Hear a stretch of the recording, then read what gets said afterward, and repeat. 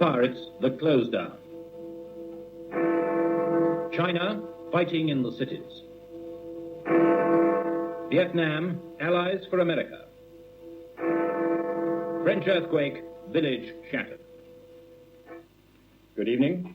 Very soon now, at midnight exactly, this piece of paper will end the way of life for an awful lot of people. It's the Marine Broadcasting Offences Act, the weapon the government has finally produced to kill the pirate radio stations and force them off the air. The pirates broadcast from outside the 3-mile limit, so the government's got no direct power over them. What the Act says, in effect, is that anyone who in any way helps the pirates by working for them, by placing advertisements, or by supplying them with any food or equipment, is committing a crime. Already at 3 o'clock this afternoon, one of the best-known and most powerful of the pop pirates closed down. Radio London, the mast with the most, as it called itself, surrendered and went off the air. Big old time is 3 o'clock, and Radio London is now closing down. So the pirates of Radio London walked the gangplank. This afternoon, their final program was a nostalgic affair. Messages of thanks and farewell to the advertisers and the fans. A tug stood by, ready to take off the disc jockeys and engineers. Every DJ agreed it was a sad day. So did teenagers in Carnaby Street. Ivor Mills spoke to them. You just heard Radio London go off there. What do you think of it? I think it's ridiculous, Why? really. Well, Do you listen to it much? Yes. What are you yes, going to do all the now? time. I don't know. I suppose listen to the BBC instead, you know. The pop pirate business began in April 1964 with Radio Caroline. Between them, her 2 ships cover most of England. The pirates also commandeered disused Ack forts in the Thames estuary. The biggest housed Radio 390, the sweet music station. It closed down last month. Radio City, formerly owned by streaming lord Such, went on the air from Shivering Sands, till a court case closed it down. Radio Essex claimed an audience of 1 million. Radio Yorkshire opened last summer, together with Tower Radio, again down in the southeast, with the big guns led by Radio London. Nearby, a new but short-lived challenger, Radio England and Britain Radio, 2 stations in 1 ship. With 2.5 million more listeners, to Radio Scotland, there existed a complete but illegal commercial radio service. But the story is not over yet. Radio Caroline goes on. The first to come, she's now the last to go. Determined to stay on the air, Amsterdam is her new HQ, and she'll seek support and business from overseas. Managing director is Rowan O'Rahilly, at 27, the only surviving pirate king. How does he expect to survive? Obviously, with British companies prohibited from advertising from England, you have to set it up on an international basis, which we have done. And Caroline could now be called Caroline International. As you know, we cover Ireland, the Isle of Man, England, and Holland. So it's a big, for any international company, it's the biggest radio station in the world, in fact. It's got 25 million listeners now.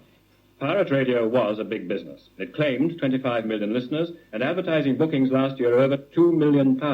Radio London was the most profitable. The boss, Philip Birch, accuses the government of negative thinking. What the government has done is come up with an imitation of Radio London, which supposedly starts on BBC One, or Radio 1, on September the 30th.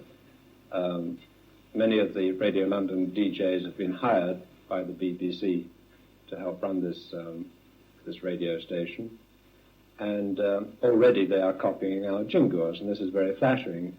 But I feel that the population as a whole would like to have the BBC and Radio London.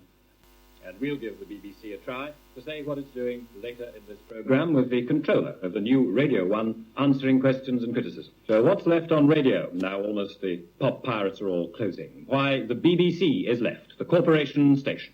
Breaking the habit of a lifetime, we've asked a BBC man to this studio, Mr. Robin Scott, the controller of the new BBC Pop Radio 1. With him, George Fitch. Well, Mr. Scott, how is the BBC going to fill this gap in our lives? Well, we're going to try very hard to do so, and we're not going to do it by absolutely trying to do a slavish imitation of anybody else. But I should say we've been straining a bit the leash to be able to do this for some time, in fact. The marriage at the moment within the light programme between the pop programmes and the Dales, for instance, and the morning stories and all the rest of it is not always a very happy one. It means you really can't get your presentation moving fast in a continuous sort of way right through the day. And this, of course, we're going to be able to do. But we won't have continuous pop music, will we? We will still have several hours of guff. Whatever you may call guff. I don't think it will be guff.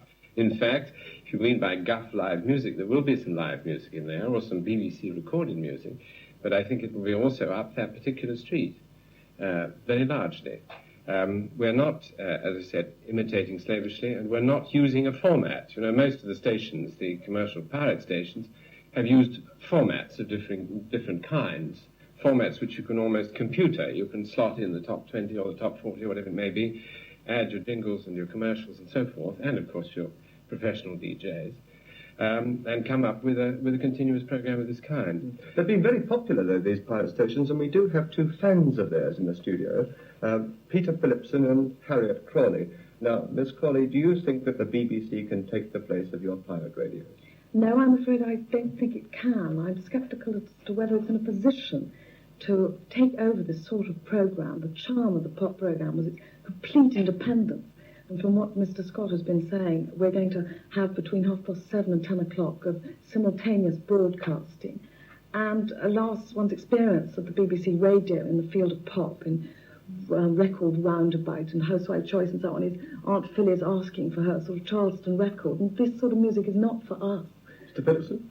I'm right behind this. What I cannot see is how the BBC can possibly avoid the institutionalism, the fact that they have a big corporation behind them. Behind each DJ, there's at least one record player, there's at least 3 people planning the programs, and at least 5 or 6 actually saying, no, you have to kill this, or you have to kill that. Now, this means that the independence of the individual DJs will be compromised, because the pirate station DJs have had a lot of free play. And it was discovered when they started broadcasting, that this, in fact, meant their own personalities came out all the time. What they're saying, in fact, Mr. Scott, is the BBC is not switched on. Well, I hope we are, and I hope we've changed, and I hope we can show you that we've changed.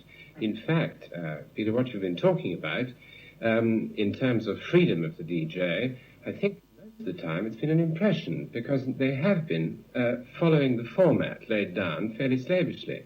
They have been riding this format extremely successfully, like good jockeys, and this is what it's all about. A disc jockey rides a format, basically, in American parlance.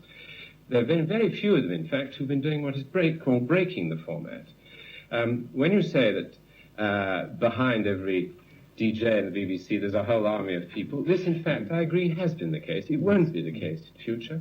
And the DJs will be operating on their own, and they will, in fact, have, in many ways, considerably more freedom than they've had on certain commercial stations where money has been paid to play records. Why don't you add to the general gaiety and take advertisements? This is not for me to answer. It's a policy matter. I don't mind competition. I don't mind commercial competition, I may say. I'm not that sort of person who thinks that the flavour of commercialism is bad. But this is a policy matter. It's not for me to answer. Would you agree that there is room in Britain for both a commercial radio and public corporation radio? There could well be. Again, this is not a matter for me to be able to answer officially, but this is surely a question also of what the economy wants to invest in this sort of thing, isn't it? I mean, £2 million a year has been going into commercial pirate radio, at least. Perhaps it would have been better if it had been coming into legal stations.